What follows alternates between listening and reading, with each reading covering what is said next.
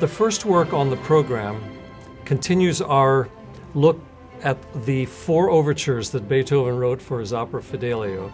And on this program we have the Leonora Overture number 2. But to make things very complicated, this was the first attempt of Beethoven to write an overture for the opera, which was then known as Leonore. So where we come into problems is how they were published. They were all published out of order, and so the numbering system throws us off. But number 2 was number 1. Does that make sense? Anyway, this has a few tunes that Beethoven used in the opera itself, and it sort of follows the story of Leonora as she's trying to rescue her husband Florestan from imprisonment. And this overture was to be later refined, slightly expanded, and smoothed over a little bit, but that's the next concert.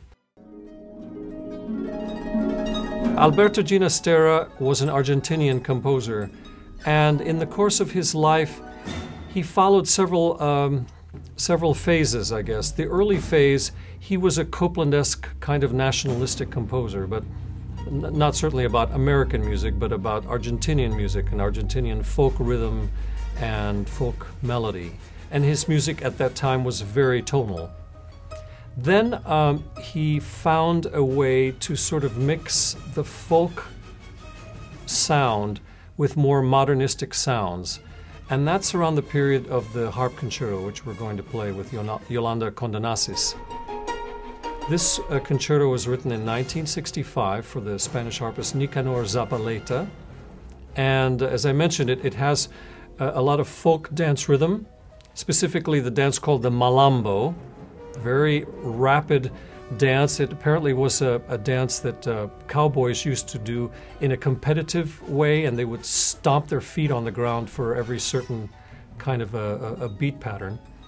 And the malambo is the shape of the first and last movements of this concerto. And in between is a very, I'd say it's a mystical, mysterious kind of exploration of night sounds using the harp, and lots of percussion in this concerto as well. There's a certain kind of sound to Sibelius's music. He tried to incorporate a lot of natural sounds in the music. You will feel certain stormy scenes, which must have been reminiscent of the harsh winters there. But this particular piece, the Second Symphony, was written while he was on a holiday in Italy in 1901, and then he took the next better part of a year to master the form of this particular piece. But the piece starts very calmly and lushly, as if he were kicking back on a hammock, just enjoying the beautiful Italian sun and the scenery. There are some stormy scenes in the piece, but overall I'd say if you don't try to follow a Sibelius symphony like you would a Brahms or a Beethoven symphony, here is a tune, and here's how he develops the one tune. But Sibelius does that, but he also sort of makes the music flow in a more cinematic way. There's sometimes some abrupt stops and starts.